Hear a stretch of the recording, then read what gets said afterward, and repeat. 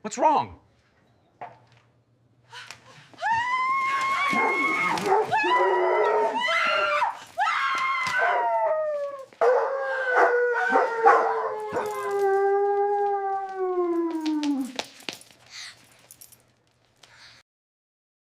Winter mornings in Montana have a way of settling into people's bones. The kind of cold that doesn't just touch your skin, it remembers you. Mountain View Regional Hospital rested beneath that quiet, steel blue cold as the night shift tried to hand off their fatigue to the day shift. Someone refilled the coffee machine for the third time. A printer hummed. A nurse joked about her health insurance barely keeping up with the job. Ordinary sounds. Ordinary motions. No one knew the world was about to tilt. The automatic doors slid open with their usual electronic beep, but the figure stepping through stopped every breath in the lobby.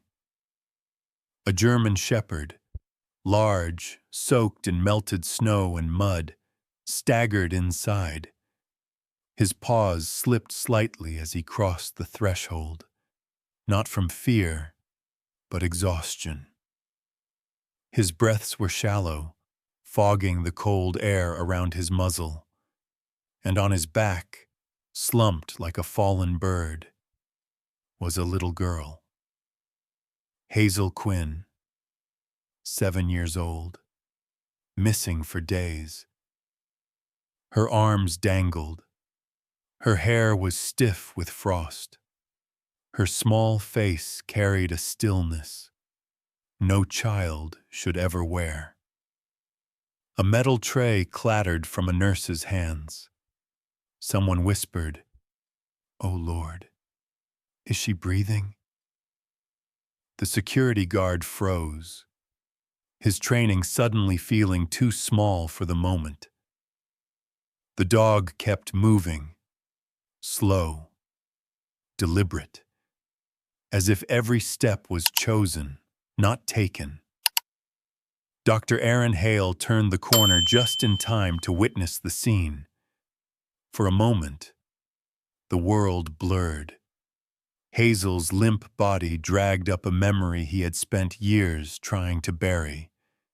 The winter he had lost his own daughter. "A gurney!" he shouted, a crack in his voice betraying him. "Now!" Two nurses rushed forward. The dog lowered his body so gently, impossibly gently, that Hazel slid into their arms without a jolt. Only when she was safe did his legs buckle. He collapsed onto the cold floor, chest quivering. Dr. Hale pressed 2 fingers to Hazel's neck. A heartbeat. Faint. Fragile. "We're not losing her," he muttered. "Move her to ER." The wheels squeaked as the team pushed the gurney toward the trauma wing. But then, a soft, broken rumble rose behind them. The dog. Cody. He dragged himself forward, claws scraping lightly on the tile. He wasn't trying to stand or rest. He was trying to follow. The security guard stepped in. "Buddy, hey. We'll take care of her. You just..." But the dog didn't blink, didn't acknowledge anyone. His eyes stayed fixed on Hazel like a compass refusing north. Nurse Nora touched Dr. Hale's arm. "Doctor, look at him. Every time her breathing changes, his chest moves. It's like he feels her rhythm." Dr. Hale had already noticed. His medical mind resisted the idea, but something older, more human, told him this was no coincidence. The gurney turned the corner into the trauma bay. Hazel's hand twitched, a small, frightened reflex. Cody sensed it. He pushed himself forward a few more inches, using only his front legs. "Easy, boy," Nora whispered. "You did something extraordinary today. Let us handle the rest." But Cody's gaze stayed locked on the doors Hazel disappeared behind. Steady, unbroken, refusing surrender. Dr. Hale crouched beside him, reading the name on the battered collar. Cody. "It's all right, Cody," he murmured. "She's in good hands." But Cody's eyes said plainly, "Not until she's safe. Not until she breathes without help. Not until the mission is complete." The trauma doors swung shut.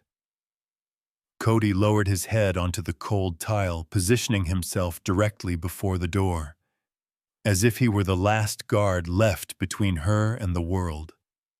His breaths were thin. His paws trembled. But his eyes remained open, watching the door that held the child he had carried out of winter. And that was the moment everyone in Mountain View realized. This wasn't a rescue. This wasn't luck. This wasn't instinct alone. This was devotion.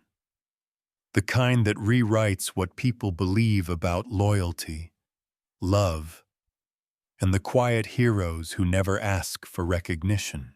The trauma bay doors swung shut behind Hazel, leaving the hallway wrapped in a strange, heavy stillness, the kind of quiet hospitals usually hide beneath fluorescent lights and steady footsteps. But this silence had a weight to it, a pulse. And somehow, it seemed to come from the German shepherd lying just outside the door. Dr. Aaron Hale stood over Cody, his breath fogging faintly in the cold draft creeping in from the lobby. Ice crystals clung to the dog's fur, where snow had melted and refrozen. He was trembling from exhaustion, barely managing to hold himself upright. Yet every time Hazel's monitors beeped from inside the room, Cody's ears twitched, reacting as if the sound were pulled through an invisible thread. Nurse Nora knelt beside him, her voice soft, the tone she used for frightened children. "Hey, sweetheart, you made it. Just breathe. We've got her." Cody didn't take his eyes off the door. Inside, Hazel's heart rate fluttered between stability and danger. Dr. Hale didn't need the monitors to tell him. Years in emergency care had trained his instincts. But something in her rhythm tugged at him with a personal weight he wished he could ignore. Her shallow breaths echoed too closely to memories buried under years of regret. He stepped back into the trauma room, leaving the door cracked just enough to see Cody's silhouette. Warm blankets. Fluid started. Keep oxygen steady. Hazel's eyelids flickered. Her fingers twitched against the blankets. She drifted in that fragile space between awareness and unconsciousness, where fear can echo louder than reality. Her pulse spiked suddenly. Outside, Cody lifted his head an inch, letting out a faint sound. Not a bark, not a whine. Something like recognition. Nora froze. "Aaron, did you see that?" Her heart rate jumped and the dog... "I saw it," he answered quietly, Hazel's. Breathing quickened. chest tightening beneath the cold fear still clinging to her, the shadow of the forest she'd escaped. The monitors chirped in anxious rhythm. Dr. Hale leaned closer, speaking in a low, steady voice, one he'd used to calm dozens of patients, but never with this much tenderness. "You're safe, Hazel. You're inside the hospital. You're protected." But the girl didn't hear him. Not really. Her lips trembled around a whisper. He said he would come back." Nora placed a gentle hand on her shoulder. "Who, sweetheart?" Hazel didn't answer. Her face tightened, as though even speaking his name would give him power. Outside, Cody shifted again. A small push of his paw, a low sound deep in his throat. Not aggressive, not panicked. A vow. The kind of sound a soldier might make when hearing someone call for help in the dark. Dr. Hale glanced through the doorway. Cody was staring straight at him, eyes unwavering, steady, unbearably knowing. In those eyes, he saw no fear, only purpose. Nora whispered, "Doctor, I've never seen anything like this. It's like he's reading her, or—" She swallowed. "Like they're sharing something." Aaron didn't want to say it aloud, didn't want to put words to something he couldn't explain. But the truth pressed on him anyway. "It's not impossible," he murmured. "Trauma can bind living beings in strange ways." He knelt beside Hazel again. "Do you know the dog who brought you here?" Hazel's lashes fluttered. A tear slid toward her ear. "He found me," she breathed. "He stayed when I couldn't stand anymore." Her fingers curled slightly, reaching for something that wasn't there. Where is he?" Aaron nodded toward the door. "Right there, waiting for you." For the first time since she arrived, Hazel's expression softened. Barely, but enough to loosen the tightness around her mouth. Her heart rate steadied by a few precious beats. Outside, Cody lowered his head, but his eyes stayed open, fixed on the narrow gap beneath the door. A patient waiting, not for medical care, but for a heartbeat to match his own. Dr. Hale exhaled slowly, a breath full of weight, full of questions he wasn't ready to ask. Because in all his years practicing medicine, he had never seen a connection like this.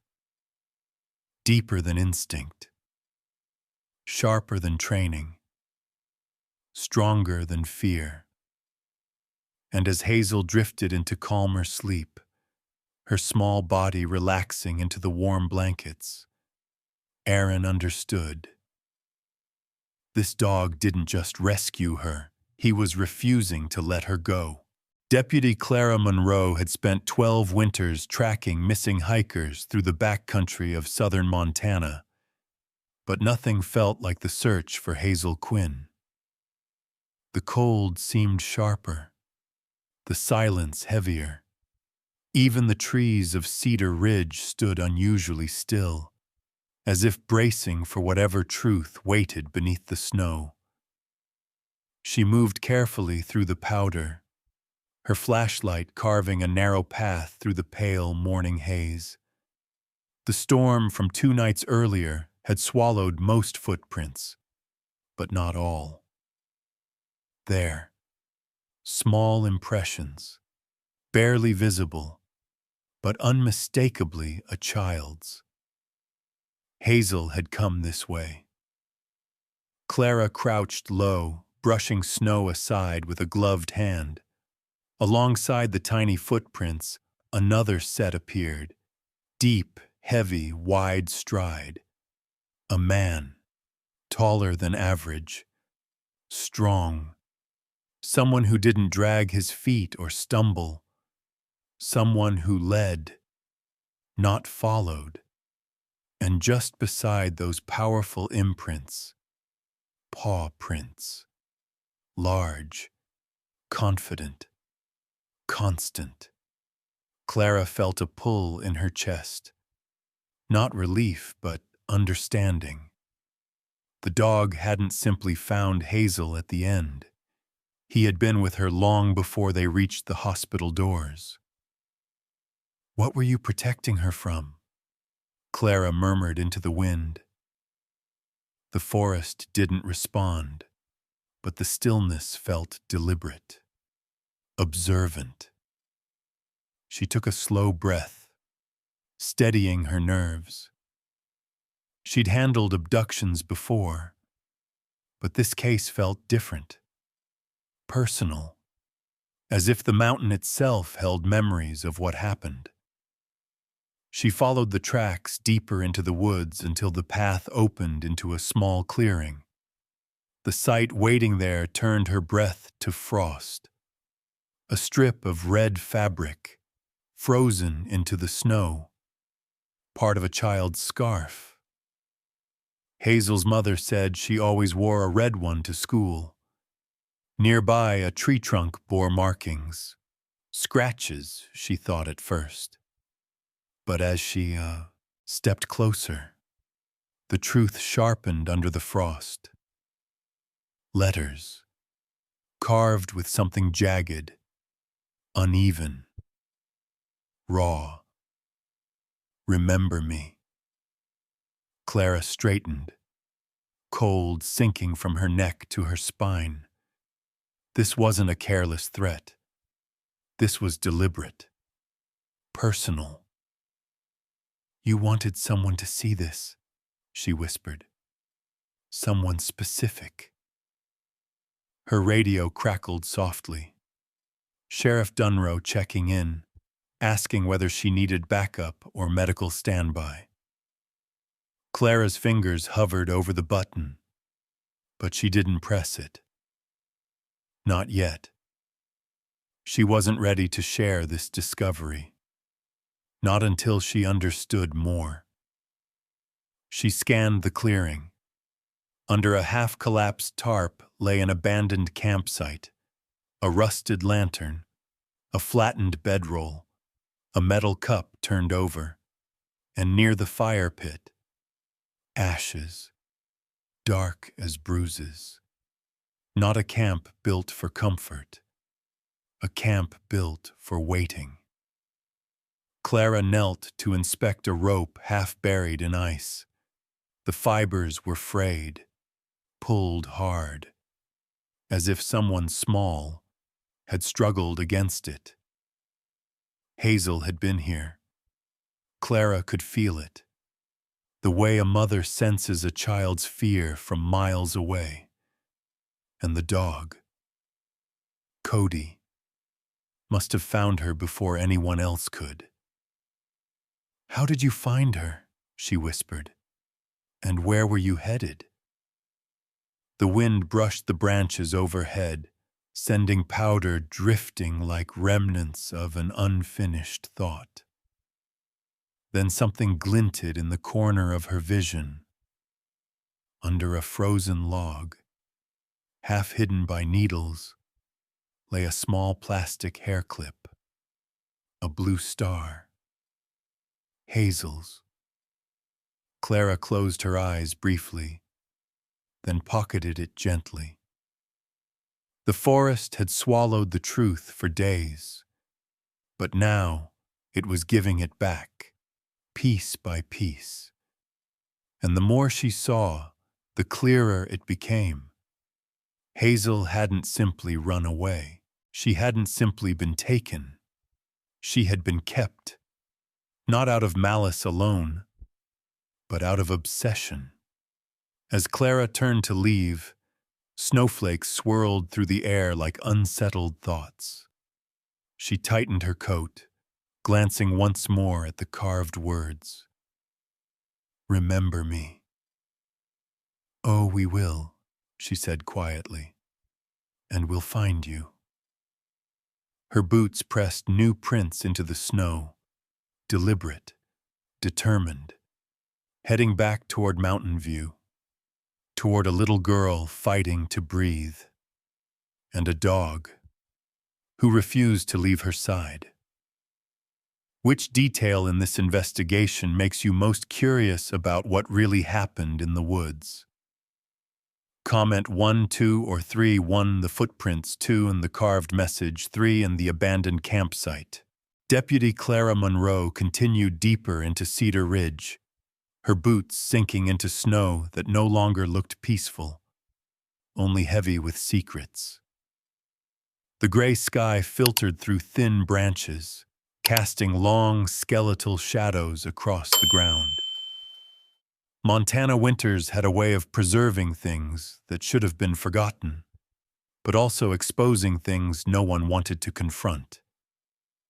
Her breath clouded the air as she pushed through a thicket of frost-bitten brush, and then she saw it.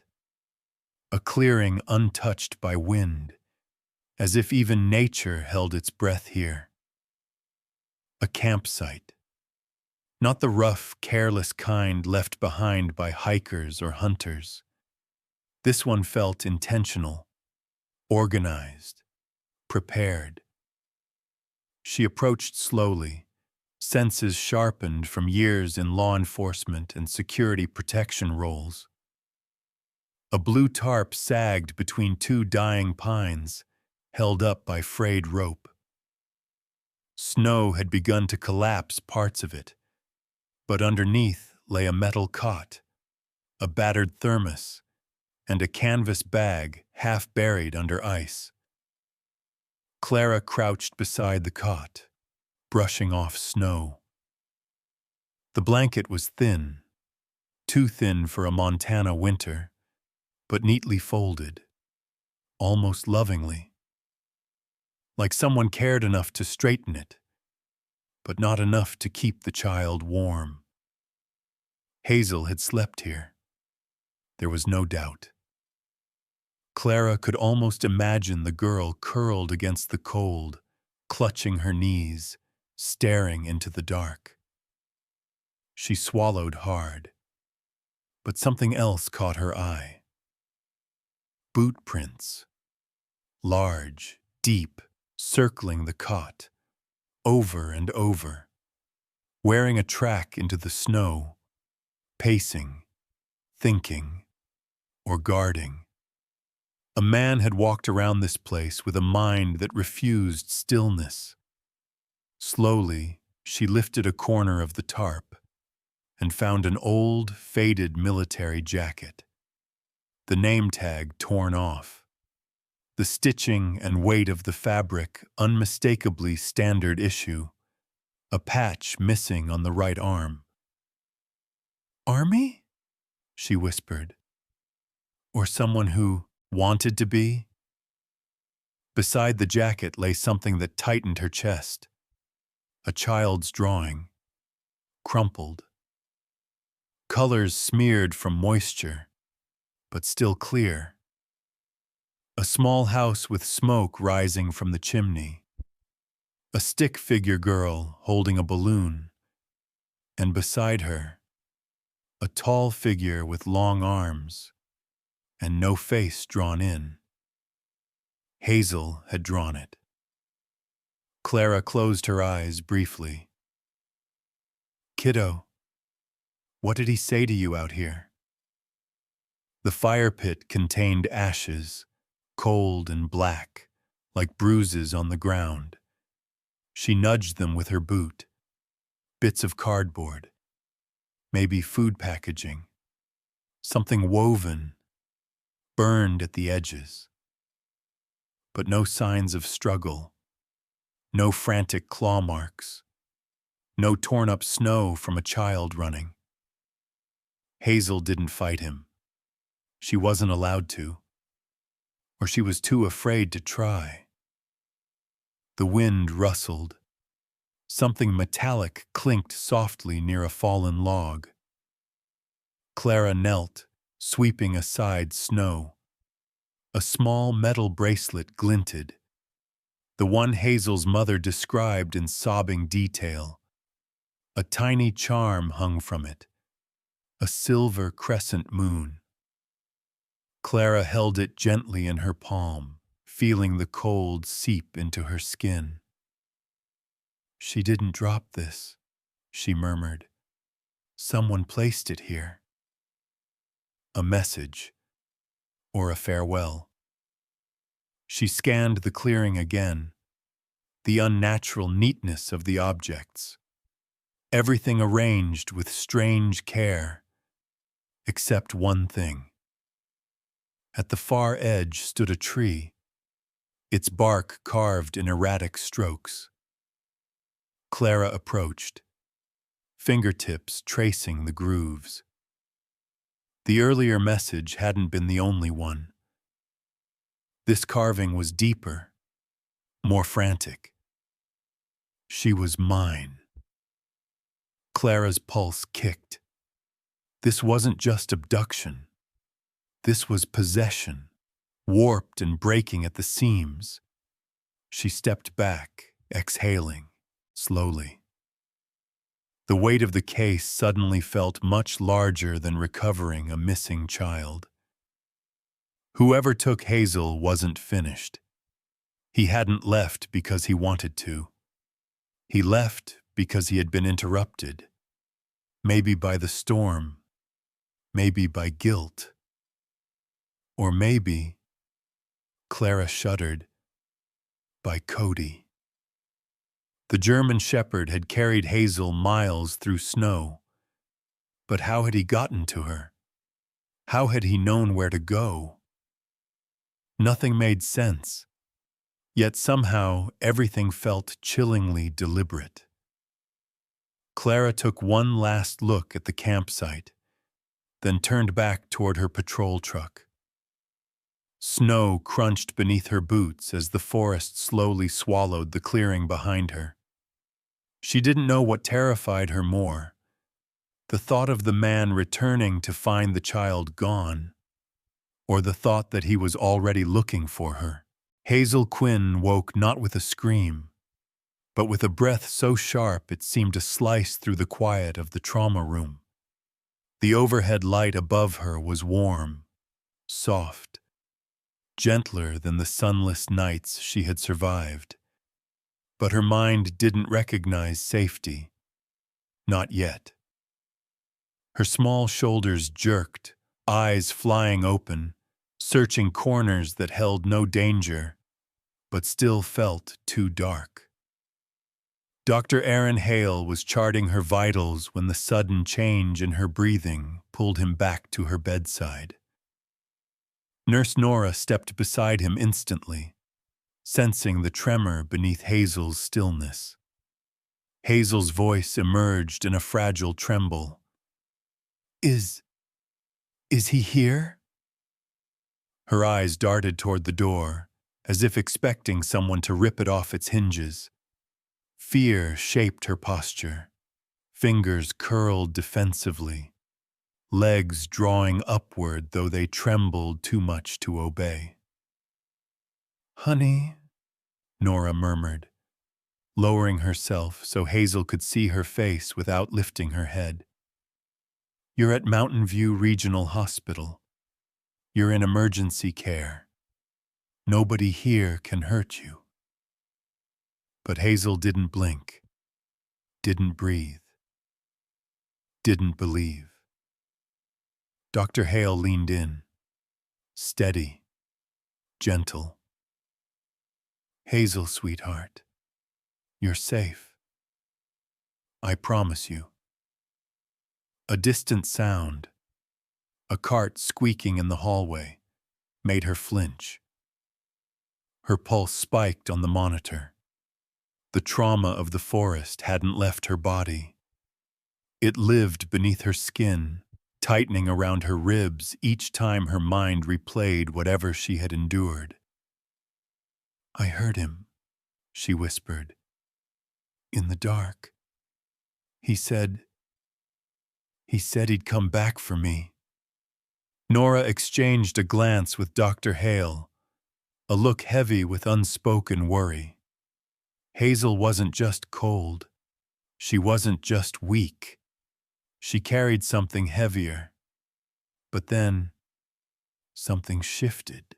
Hazel's gaze drifted toward the slight gap beneath the door, where a faint shadow moved. Slow, steady, familiar. Cody. Though Hazel couldn't see him, she sensed him the same way he sensed her. "Cody," she whispered. Is he okay?" Dr. Hale exhaled softly. "He's hurt, Hazel, but he's here, and he hasn't moved from that door since we brought you in." Hazel's breathing slowed, not fully, but enough to soften the panic tightening her chest. She lifted a trembling hand, reaching slightly toward the door, toward the warmth waiting on the other side. Can he hear me?"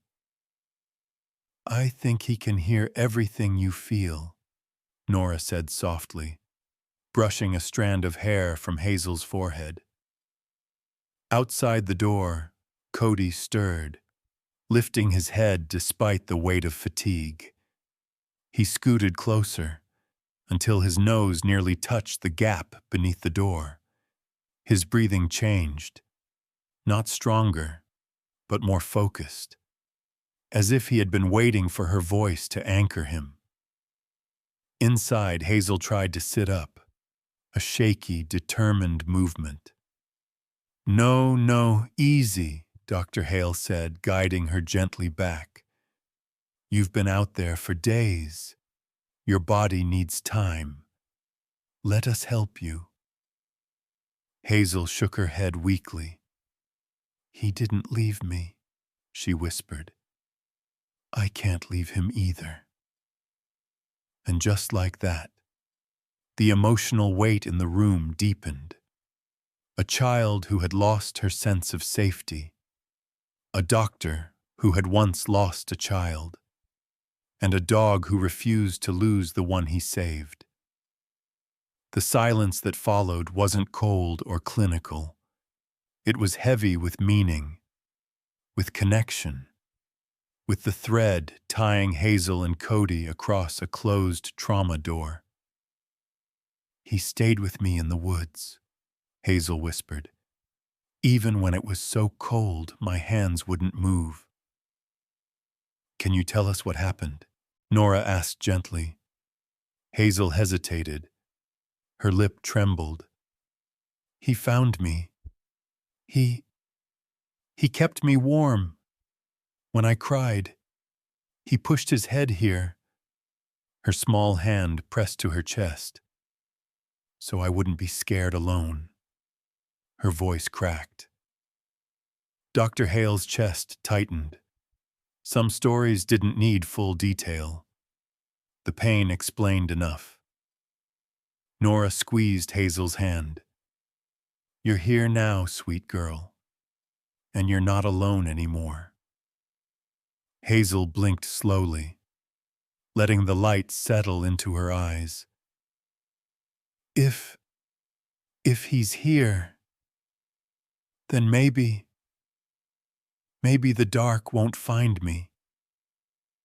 Dr. Hale adjusted her blanket gently. "As long as Cody's lying outside that door, nothing's getting past him. That's a promise." Hazel nodded faintly. Her fear loosened its grip just enough for her breathing to steady. And outside, Cody settled his head back to the floor, keeping vigil.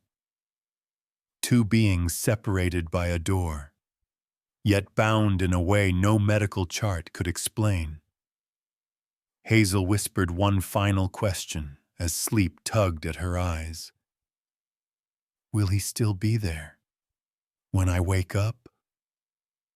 Dr. Hale looked toward the door, then back to her. Yes, Hazel, he said softly.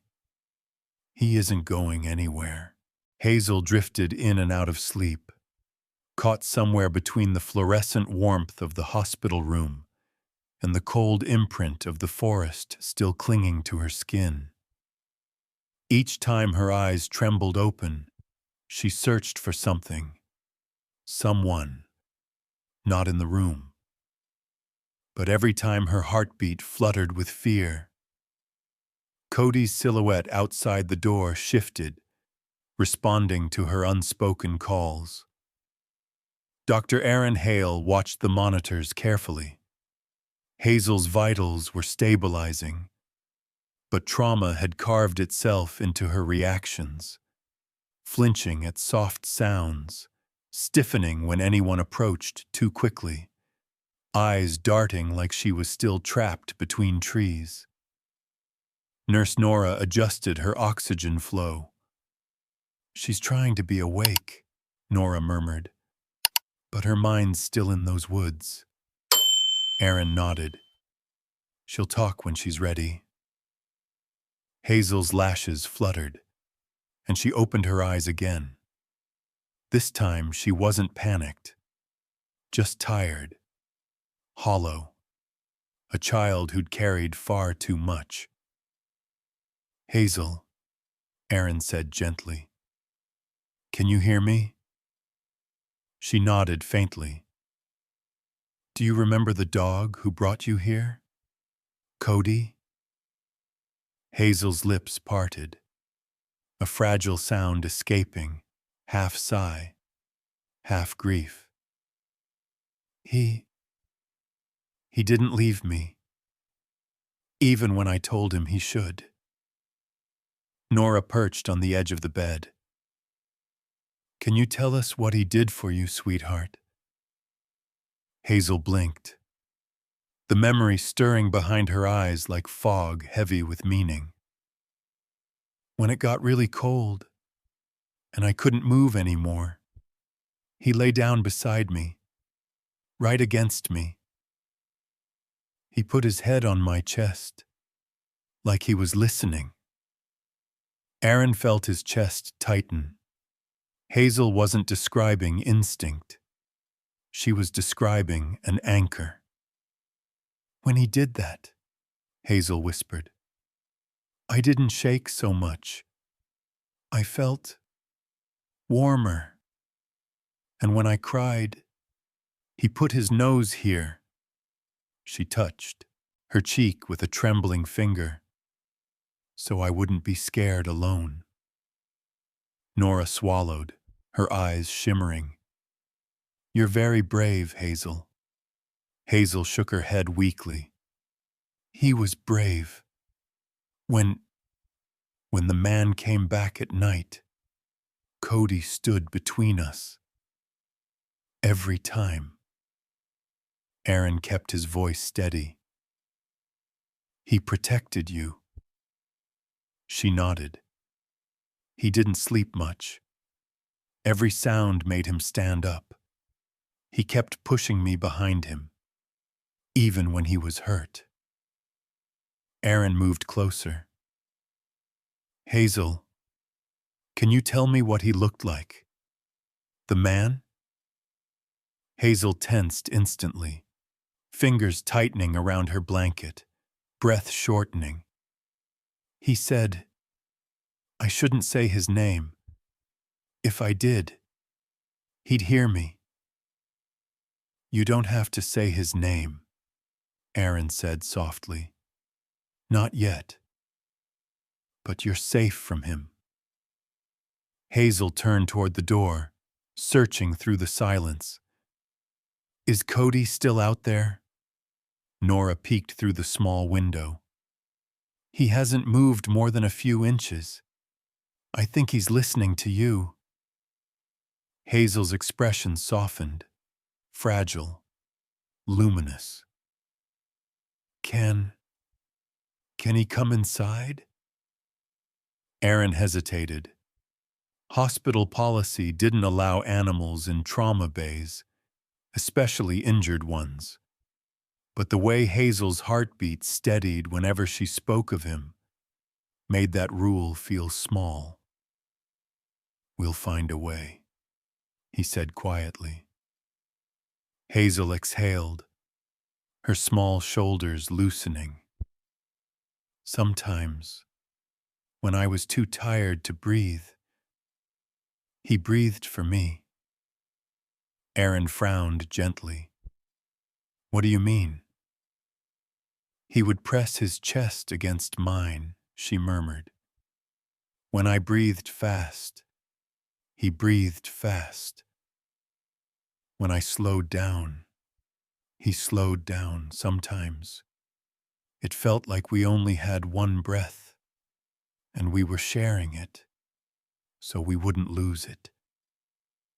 Nora clasped her hands to stop them from trembling. "That kind of bond," she whispered, "that's not something you see every day." Aaron nodded, aware that years of medical training could not explain what he was witnessing.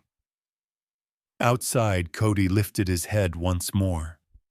He shifted his body, facing the door directly. He closed his eyes, breathing slow, steady circles, as if matching Hazel's rhythm even from a distance.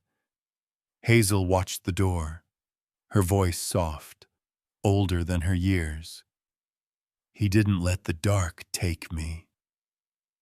Aaron cleared his throat, emotion catching at its base. "He's not going to let anything take you now." Hazel closed her eyes, comforted not by machines or medicine, but by the heartbeat she knew was waiting just beyond the door.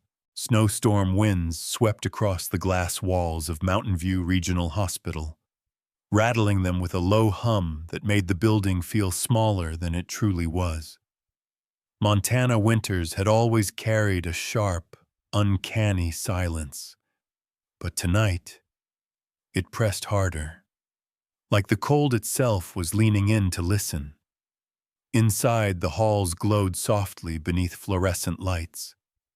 Nurses moved with practiced calm, offering blankets, checking vitals, speaking gently to patients who feared the long nights more than their illnesses. Hospital medical services signs flickered faintly overhead, guiding late-night arrivals. But beneath that calm surface, something else stirred. Cody felt it first. The German shepherd lifted his head from the cold floor outside the trauma room, ears pricking toward the entrance hallway. His breathing deepened, muscles tensed beneath injured skin. Even weak as he was, something primal flickered alive, something protective, urgent. Nurse Nora noticed the shift immediately. "Aaron," she whispered, "he's reacting to something." Dr. Hale stepped into the hallway. "What is it, boy?" But Cody didn't look at him. His attention locked on the sliding doors at the far end of the corridor, where snow swirled beneath flickering security lights. The dog's fur bristled as a dark silhouette appeared just beyond the glare. A man, standing still, facing the hospital. His hood hid his face, but the stillness of his posture was unmistakably wrong. Not hesitant, not grieving. This was the stillness of someone waiting. Nora's breath caught. "That shape. I've seen that shape before."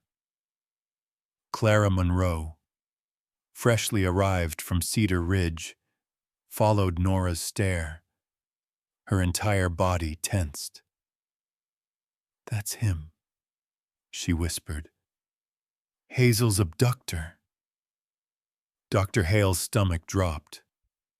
Are you sure? Clara didn't blink. I'd bet my badge on it. The man didn't move. Snow fell around him in slow spirals, clinging to the edges of his coat. He stood rooted, like the winter itself had sculpted him. Inside, Cody rose shakily to his feet. Easy, Nora murmured. You're hurt. Stay down. But Cody didn't listen. He moved forward, limping, dragging, but with unwavering purpose. Each step fueled by something deeper than strength. Something Hazel had given him. A reason. Clara stepped closer to the window. He's watching the entrance. He's not hiding. He wants us to see him. Aaron swallowed. Why would he do that? Because he's checking, Clara said. He wants to know if Hazel's alive. The realization settled like ice in their lungs. Wind slammed against the doors. The man finally shifted, just a tilt of his head, but enough to send dread pulsing through the hallway. Clara's hand moved to her radio, ready to call for backup, security protection, anything. But then, he turned and walked into the storm. No rush, no fear, just a calculated disappearance, like someone confident he would return when the time suited him. Cody growled, a low, trembling rumble. He pressed himself against the trauma bay door, body stiffening, as if expecting it to burst open. It's all right, boy, Aaron murmured, kneeling beside him. He's gone. But the dog's breathing didn't ease. Inside the room, Hazel's voice floated softly, as if she felt the shift in the air. Is he here? She whispered. Aaron glanced through the window.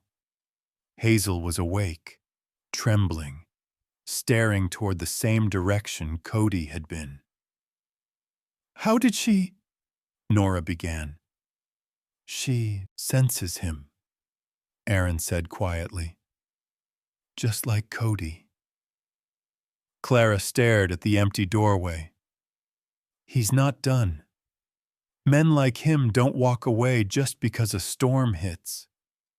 Nora's voice shook. What do we do? Clara tightened her coat. We prepare, and we don't let Hazel out of our sight. Cody lay down again, pressing his shoulder against the door, eyes unblinking, even wounded, even exhausted. He understood what the adults were still grappling with. The danger wasn't gone. It had simply stepped back into the night, and it would come again. Which moment made you feel the tension rise the most? Comment 1, 2, or 3, 1. Cody sensing danger 2. The man standing in the snow. Hazel whispering, is he here? Jonah Mercer's name first appeared in a thin, weather-stained folder Deputy Clara Monroe retrieved from the sheriff's archives, one of those files people kept pushing aside, because no one wanted to believe grief could twist a man past the point of return. But tonight, as snow hammered the hospital roof and Cody lay trembling outside Hazel's room, Clara opened the folder again beneath the fluorescent glare of the staff break room. The first photo showed Jonah before everything went wrong. A military man in his 30s, broad-shouldered, steady-eyed, the sort of person Montana towns trusted without question. The second photo, taken years later, after his daughter's tragic death, showed a man hollowed out, shoulders slumped, eyes darting, A smile stretched too tightly across a face that had forgotten how to make one. Clara exhaled softly. You weren't always a monster, were you? She wasn't excusing him, not for a moment. But sometimes understanding how a man breaks explains why he becomes dangerous. Sheriff Dunrow entered, shaking snow off his jacket. Storm's getting worse. If he comes back, visibility will be near zero. Clara closed the folder. He already came back. He stood right outside our door and watched us. Dunrow stiffened. You're sure it was him? 100%, Clara said.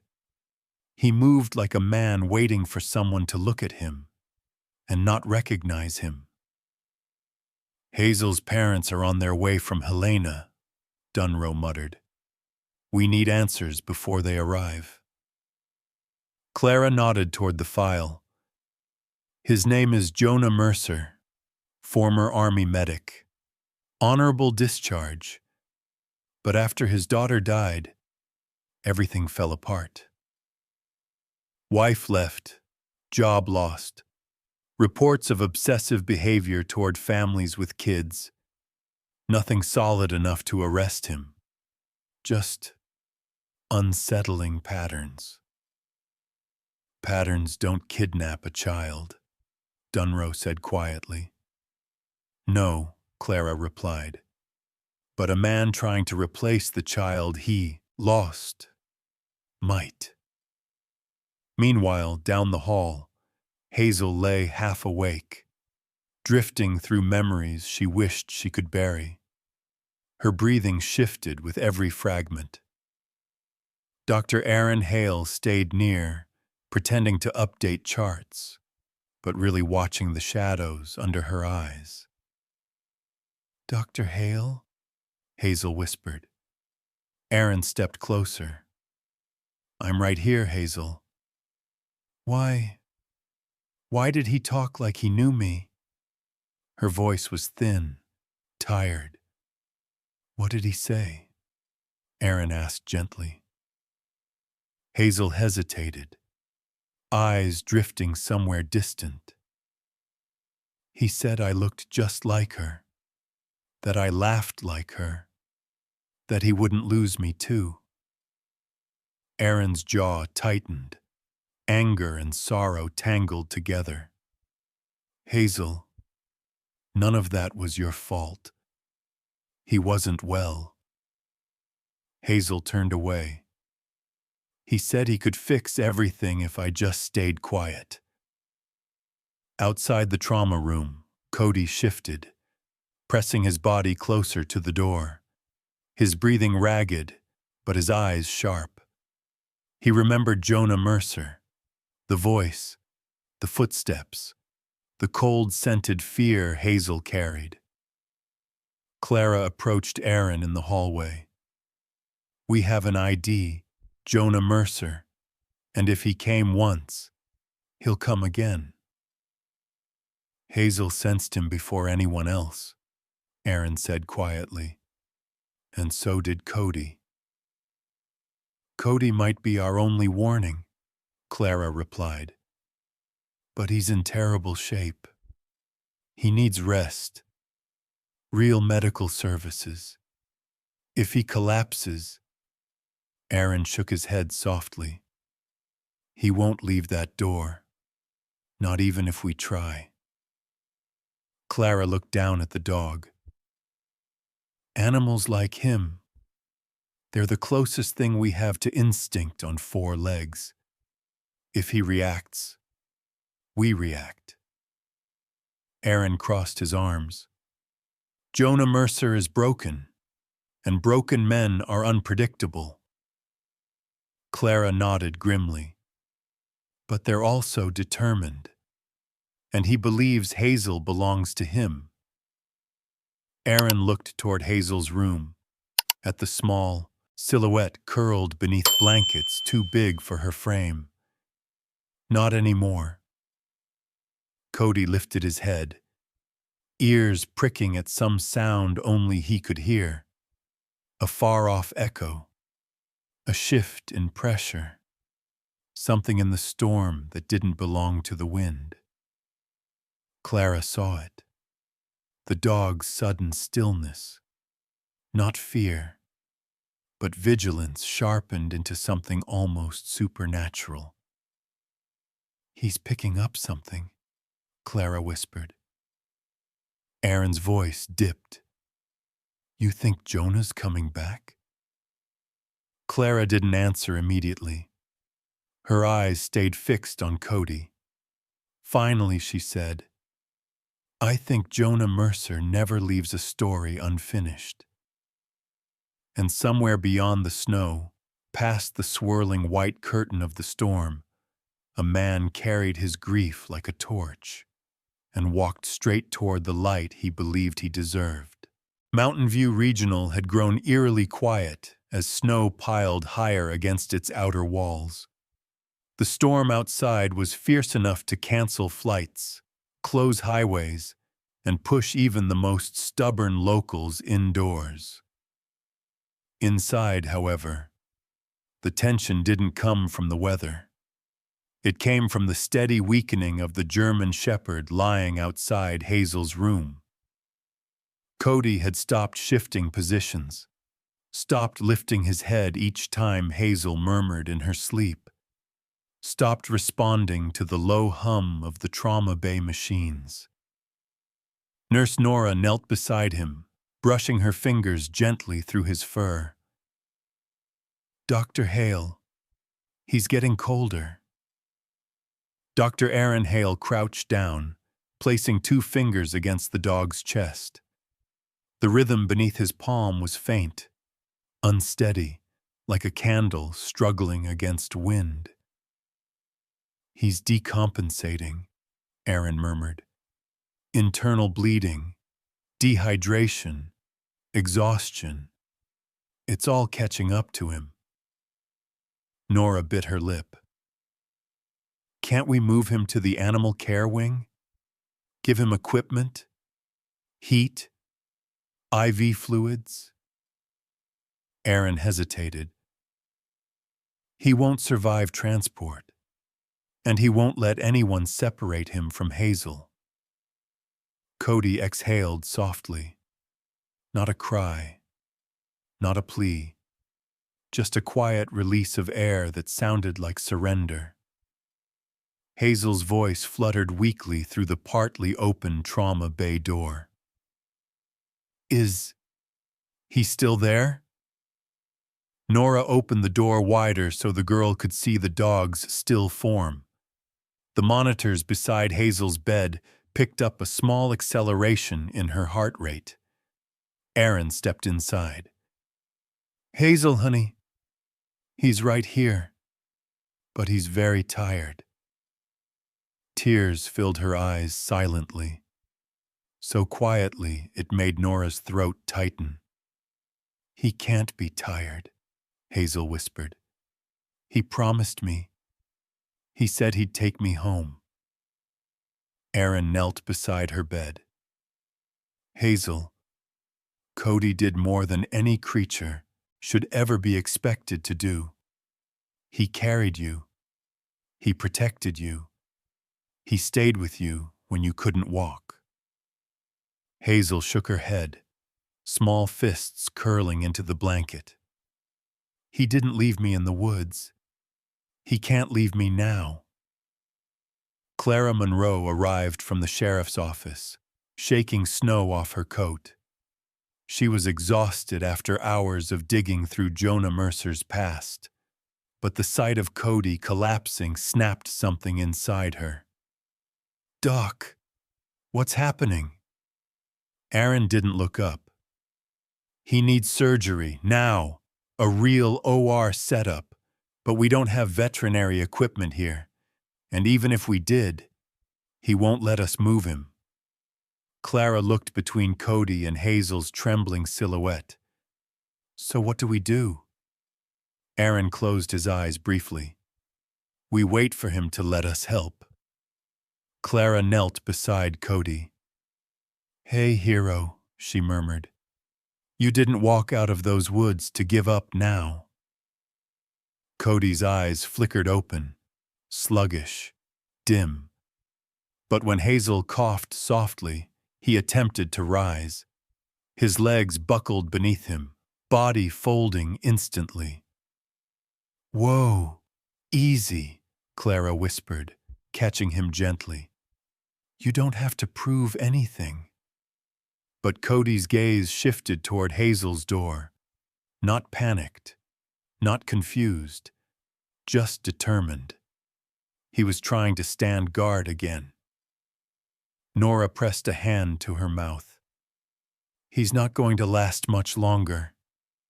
Aaron nodded grimly. "We need portable supplies, heating pads, fluid lines, anything from the animal wing." Clara stood. "I'll grab them." But before she reached the elevator, Hazel's voice rose again, thin and frightened. "I can feel him fading." Aaron paused. "Hazel, sweetheart, how?" Hazel swallowed. "Because my breathing feels wrong, like his breathing felt wrong in the woods. We shared it. Remember?" Her words struck Aaron with a clarity he didn't expect. She wasn't speaking metaphorically. She felt him. Aaron knelt beside Cody again, voice firm but gentle. "Listen to me, boy. Hazel needs you in that operating room, not on this floor. If you want to protect her, you need to let us fix you." Cody didn't move. "Until," Hazel whispered. "Cody, please." It wasn't loud, but it carried further than any command.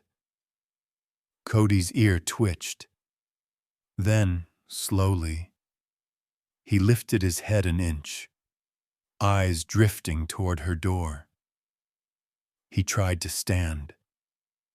Failed. Tried again.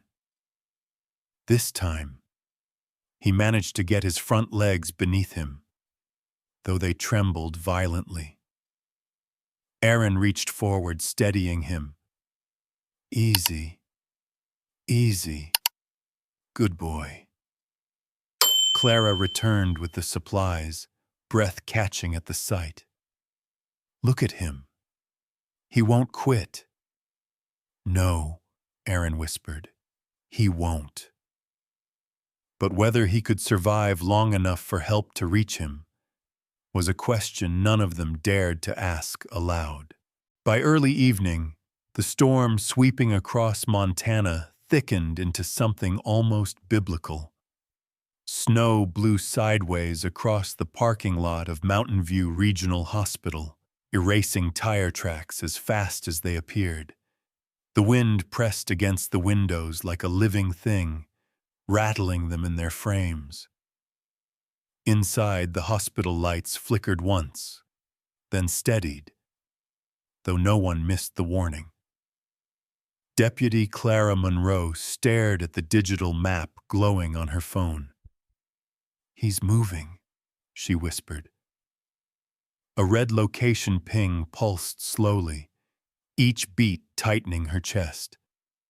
"Jonah Mercer is coming here." She zoomed in. The coordinates pointed toward an abandoned service road leading straight to the hospital's rear entrance. He was cutting through the storm as if the blizzard didn't exist. Clara tucked the phone into her jacket and moved quickly toward the ICU. Inside Hazel's room, Dr. Aaron Hale adjusted the nasal cannula beneath the little girl's nose. She was more awake now, though exhaustion tugged her eyelids down every few seconds. Her fingers never loosened around Cody's collar, as if she believed the dog's heartbeat still echoed through the worn leather. Aaron spoke gently. "Hazel, How are you feeling? She turned slightly. The wind sounds wrong, she murmured. It sounds like footsteps. Aaron paused. Footsteps? She nodded. Like someone's trying to get inside. Before he could answer, Cody, lying on a heated blanket outside her door, twitched violently. His breathing hitched, paws scraping the floor like he was dreaming of running. But when his eyes opened, there was nothing dreamlike about them. He was afraid. He stared directly at Hazel's frosted window, ears pinned tight against his skull. What is it, boy? Nora whispered. Nora, time for hun. Cody didn't blink, didn't look away. Hazel suddenly sat upright, clutching her blanket. He's coming, she said, trembling. I can feel it. He always walked like that. Heavy, slow, like the snow didn't bother him. Aaron's stomach tightened. Children with trauma remembered details adults wished they'd forget. But Hazel wasn't remembering. She was sensing. Clara reached the doorway, breath uneven. Dr. Hale, we have a problem. Aaron stepped into the hall. What kind of problem? The kind that doesn't care about weather advisories. Clara tapped her phone screen. Jonah's blinking GPS dot crept closer to the hospital. He's 30 minutes out, maybe less on foot. You're sure it's him? Aaron asked. No doubt, Clara said. His car got stuck near Timberline Ridge. He left it and kept going. Aaron exhaled sharply. He's risking frostbite, hypothermia. He doesn't care, Clara cut in. He wants Hazel back. A fresh gust of wind hurled itself at the building. The lights flickered again, shadows pulsing along the walls. Inside her room, Hazel curled into herself, shrinking from something only she could feel. Cody, despite his injuries, angled his head toward the hallway. His chest rose and fell unevenly, but his gaze sharpened with desperate alertness. He senses it too, Aaron murmured. Clara nodded. Animals know danger before we do, especially ones who've seen its face. Nora rushed over. We need to keep Hazel calm. Her vitals spike every time the wind hits the building. Clara leaned close to Aaron. We're locking down the perimeter. Sheriff's Department is sending 2 units, but the roads are a nightmare. They might not reach us in time. So we might be alone, Aaron said quietly, with a man who crossed a blizzard for a child, who doesn't belong to him.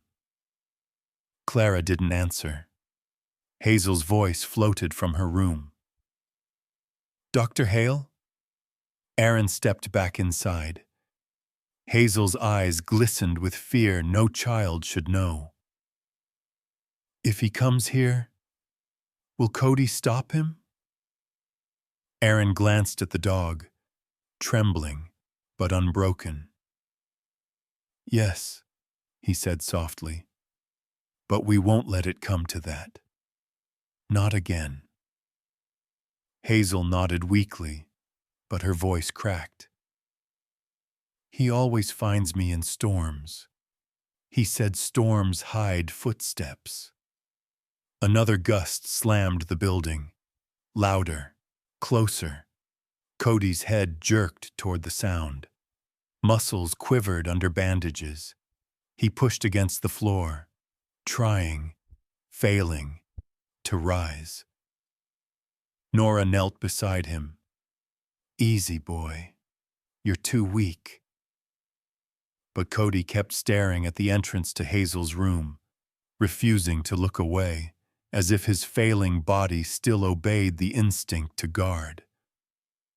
Aaron felt a chill, not from the cold, but from something deeper. Hazel and Cody shared something unspoken, something that tightened whenever danger drew near. The next blast of wind rattled the windows so hard it sounded like fists on glass. Hazel whispered, "He's closer now." And though none of them could explain it, all three adults felt it too. Like the storm itself was carrying Jonah Mercer toward them. By the time the first security alarm pinged, the storm had already swallowed the parking lot. Snow crashed sideways across Mountain View Regional Hospital, erasing every trace of movement the moment it appeared. Dr. Aaron Hale heard the soft alarm while checking Hazel's temperature. The little girl's hand tightened around her blanket, her gaze fixed on the window fogged white by wind. Cody sensed it long before any human did. His ears shot forward, his injured body trembled, and he pushed himself halfway upright, legs shaking violently beneath him. The moment Hazel heard his claws scrape across the floor, her breathing shifted, thin, fast, terrified. "Aaron, he's here!"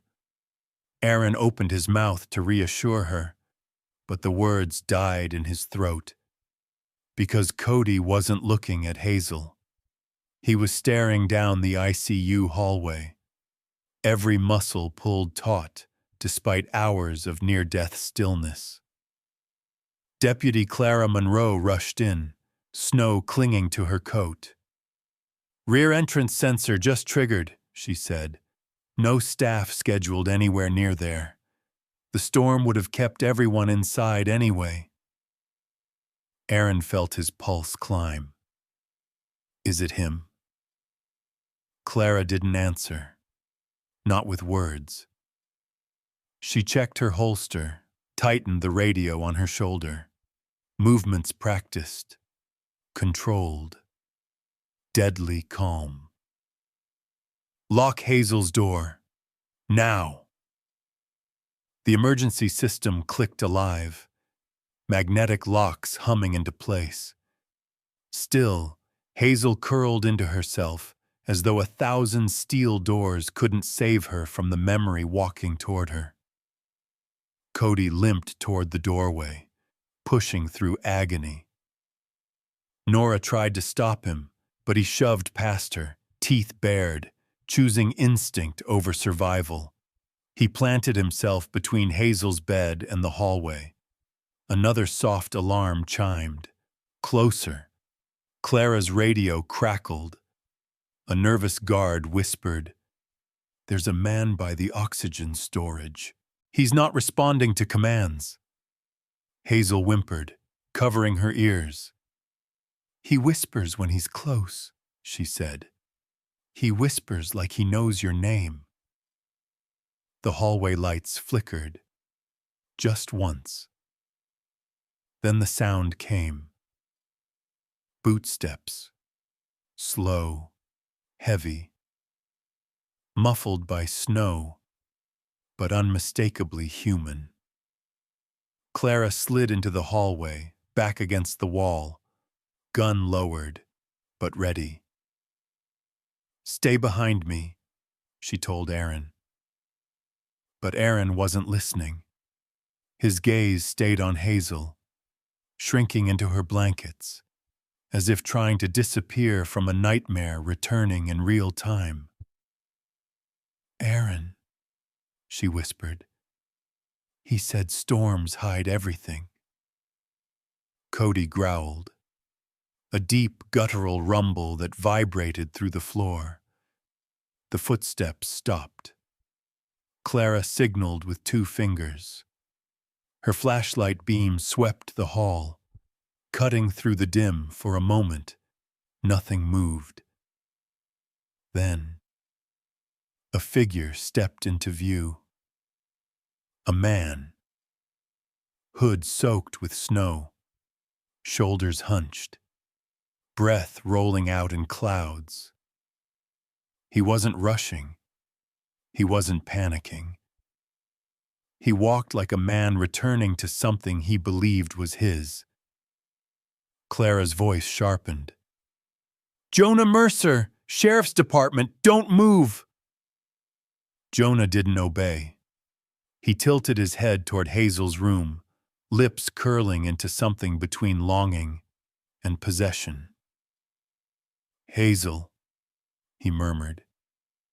"Daddy's here." Hazel's cry shattered the silence. Cody lunged. The impact rattled the ICU door, glass trembling in the frame. His body was failing, but his promise was not. Clara stepped forward, gun raised. "Jonah, that child is not yours." Jonah smiled sadly, eyes glassy. She was meant to be. The temperature in the hall seemed to drop, not because of the storm, but because Aaron finally understood. Jonah wasn't here to hide, not to bargain, not to flee. He was here to take Hazel back. And nothing, not the blizzard, not the locks, not the law, was going to stop him except force. The moment Jonah stepped into the ICU hallway, the storm outside seemed to fall silent, as though even the wind was holding its breath. Clara kept her gun leveled, boots planted, voice steady despite her pulse thundering in her ears. Aaron stood behind her, shielding Hazel with his own body, though he knew the locked door was the only real barrier between Jonah and the terrified child inside. Cody slammed into the glass again, claws scraping, desperate, determined.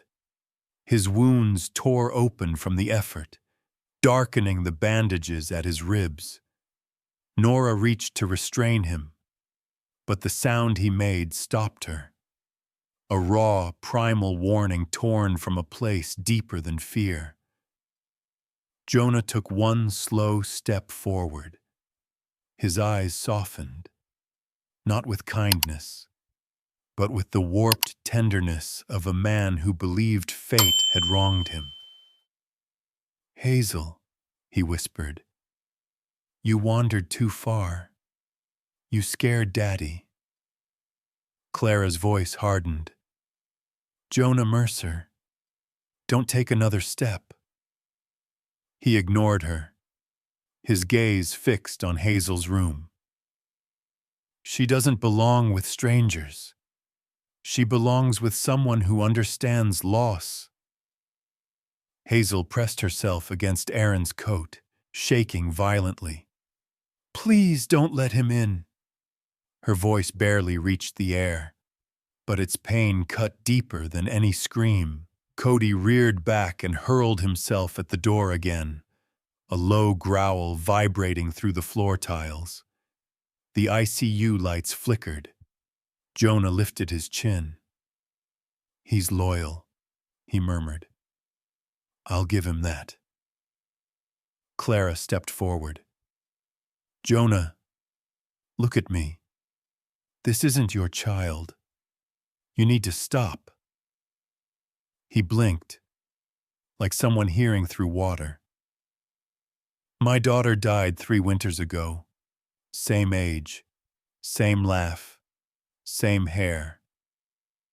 He slipped a worn photograph from his pocket.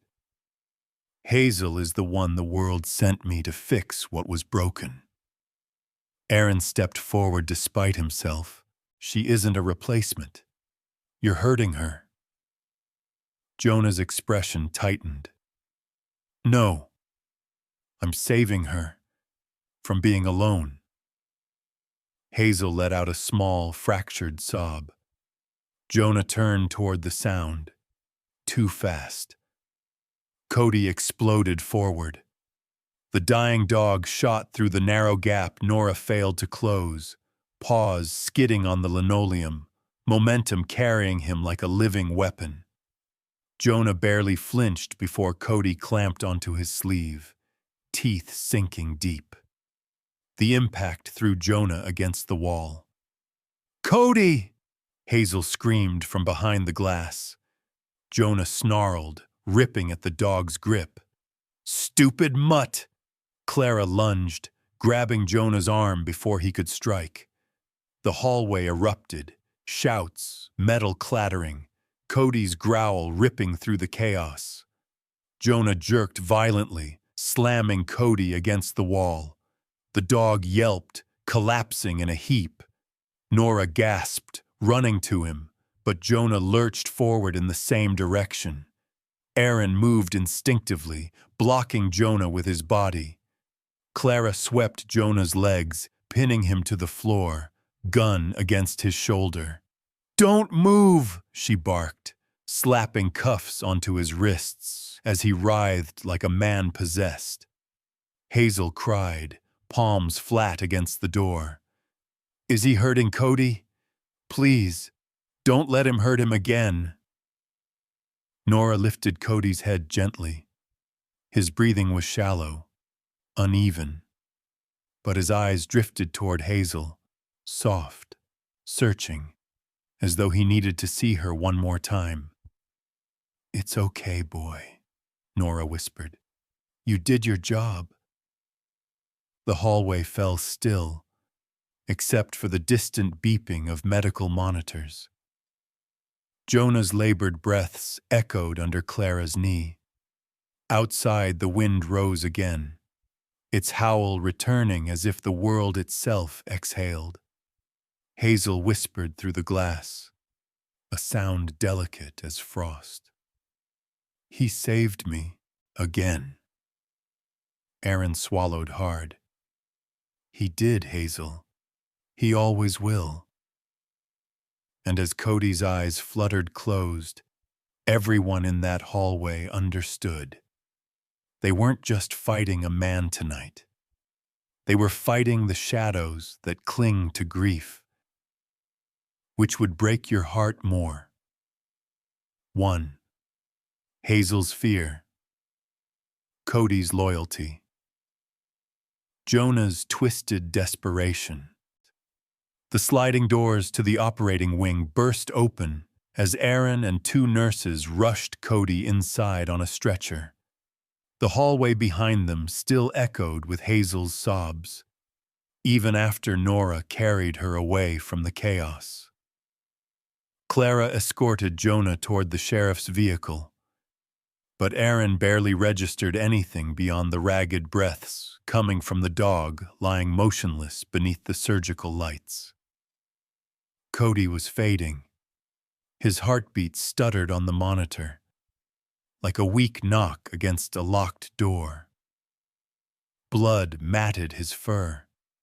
His ribs lifted unevenly beneath the oxygen mask the nurses struggled to keep on his muzzle. "Start fluids. Get me ultrasound.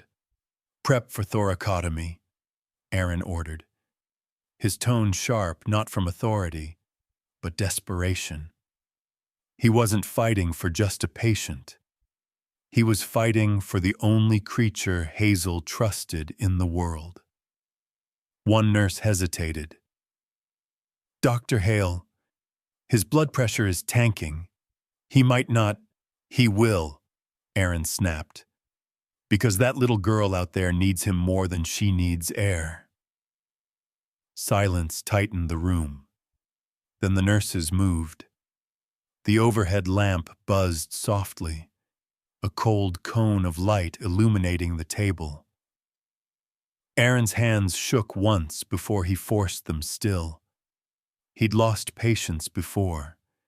He'd lost his own daughter before.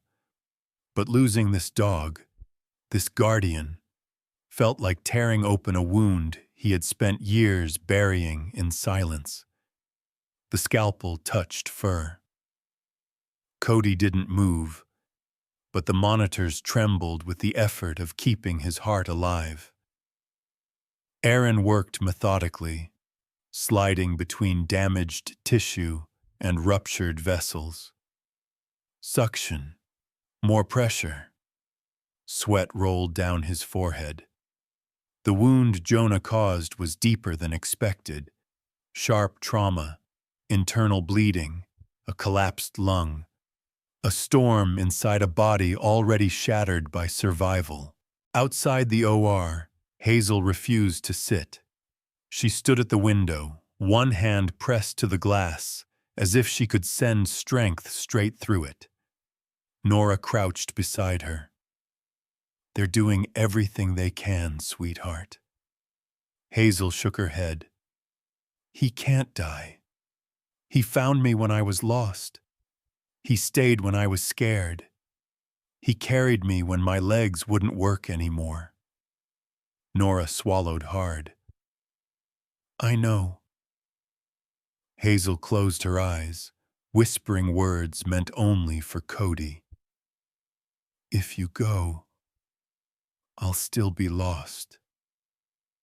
Inside the OR, the monitors began to spike. Erratic, frantic. "He's crashing," a nurse warned. "Not today," Aaron whispered, pressing 2 fingers hard against the artery pulsing beneath torn muscle. "Come on, boy. Don't quit on me." The line flatlined. Hazel felt it before anyone told her. Her hand slipped from the glass. Her lips parted, but no sound came out. "Charge to 60, Aaron ordered. The paddles touched Cody's chest. "Clear!" His body jolted. The monitor jumped, then fell back into chaos. "Again," Aaron said, voice cracking. "Clear!"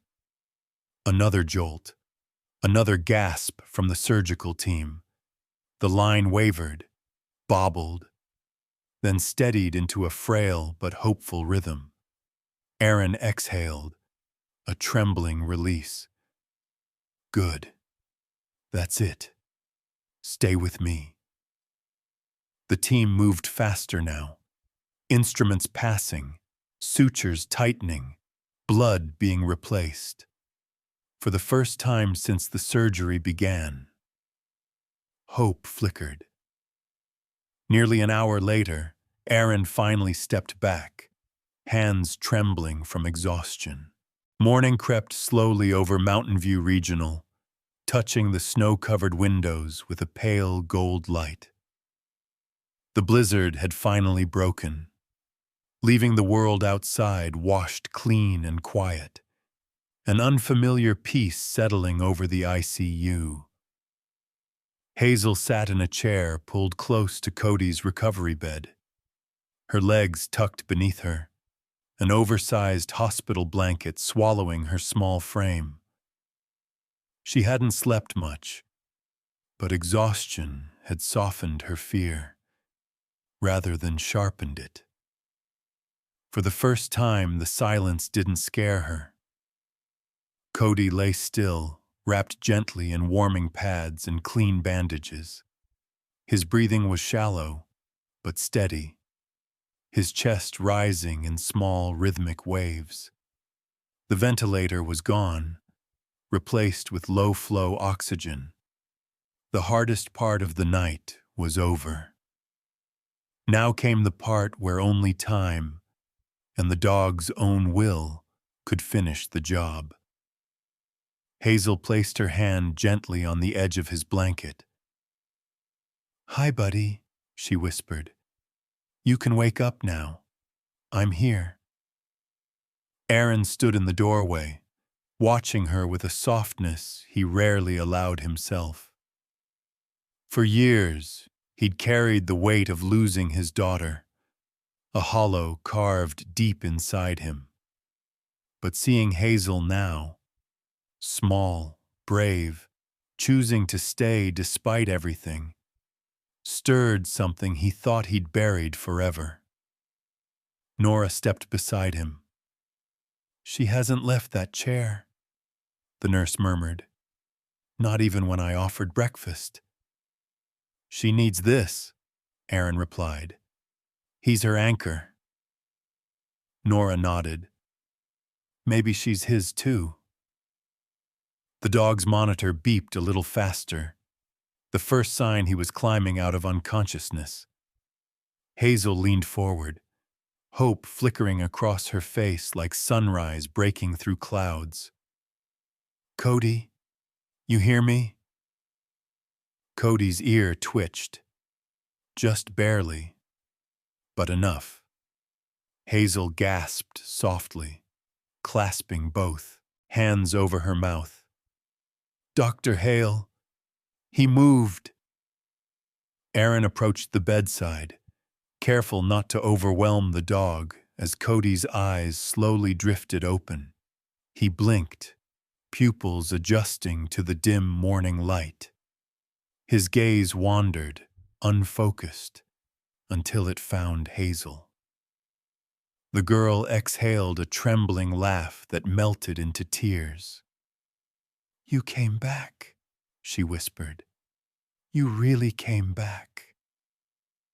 Cody lifted his head, just enough to nudge her wrist with his nose. Weak, but deliberate. Nora's breath hitched. Aaron cleared his throat, steadying himself. "He's responding well," he said, though the warmth in his voice was anything but clinical. "He'll need weeks of rest, maybe months, but he's here." Hazel nodded, wiping her cheeks. "I don't care how long. I'll be here too." Nora placed a gentle hand on Hazel's shoulder. "Would you like to help us take him outside once he's stronger?" Hazel's eyes widened. "Outside? Like where the sun is?" Nora smiled. "Exactly." Hazel hadn't stepped outdoors since being rescued. The very idea made her tense. Aaron saw it in the way her fingers curled. But then she looked at Cody, watched his slow, steady breathing, and something inside her loosened. "If he goes," she whispered, "I'll go." Aaron nodded. "That's a brave choice, Hazel." She brushed hair from her face. "I'm not brave alone. He's the brave one." Cody's tail thumped once, weak but meaningful. Clara arrived soon after, snow still dusting her boots. "Jonah's in custody," she reported. "He'll undergo a full psychiatric evaluation." Hazel didn't look away from Cody as she asked softly, "Will he come back?" Clara shook her head, firm, reassuring. "No, you're safe now." Spring arrived in Montana almost shyly, softening the snowbanks, waking the pine trees with a slow breath, and letting the sunlight linger a little longer each afternoon. Mountain View's familiar chill hadn't disappeared, but it felt different now, warmer somehow, as if the land itself recognized survival when it saw it. Hazel walked carefully along the trail behind the hospital, her small boots pressing into the damp earth. She held the end of Cody's leash loosely, not guiding him, just walking beside him. The German shepherd moved slowly, each step still cautious from weeks of recovery. But his tail swayed in a gentle rhythm, and every so often Hazel looked up, making sure that he was real. Still here, still hers. In the quiet way two souls recognize each other. Dr. Aaron Hale and Deputy Clara Monroe followed a few steps behind, giving the pair their space. Morning sunlight lay soft across Hazel's hair, and Aaron found himself smiling at the simple sight. It had been a long time, too long, since he'd seen a child reclaim something as basic as safety. Cody paused beside a patch of early wildflowers pushing through the soil. Hazel crouched down, brushing her fingers lightly over his fur. "You're faster now," she whispered, almost amazed. "Not as fast as running from storms, but fast enough for me." Cody nudged her knee, letting out a soft sound, half sigh, half reassurance. He didn't need words to tell her he wasn't leaving. Not now. Not ever. Clara stuffed her hands into her jacket pockets. "She doesn't flinch anymore when the wind picks up," she murmured to Aaron. "No," Aaron agreed. "She's learning the difference between danger and memory." Clara nodded toward Cody. "And the dog?" Aaron smiled quietly. "He's learning how to rest. Finally." Hazel rose to her feet and looked toward the tree line, the cedar ridge. Forest, once a place of terror, seemed different from this distance. Softer, less like a maze, and more like a part of the world she no longer had to fear. She pointed. "That path. That was where he found me." Clara exchanged a glance with Aaron, then walked forward to kneel beside Hazel. "You don't have to go back in there," Clara said gently. "Not unless you want to." Hazel shook her head.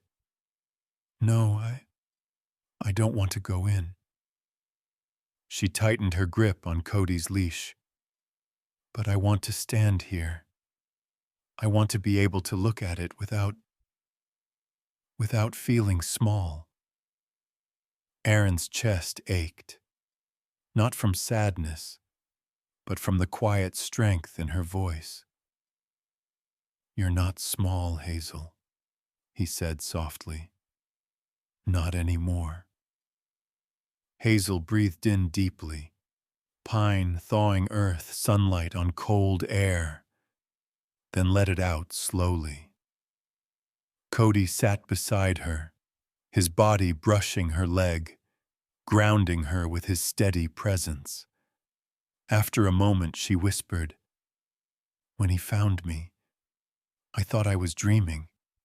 I thought no one could find me out there." Clara nodded gently. "But he did." Hazel's eyes softened. "He did. And now he's learning to be happy again. So I can too."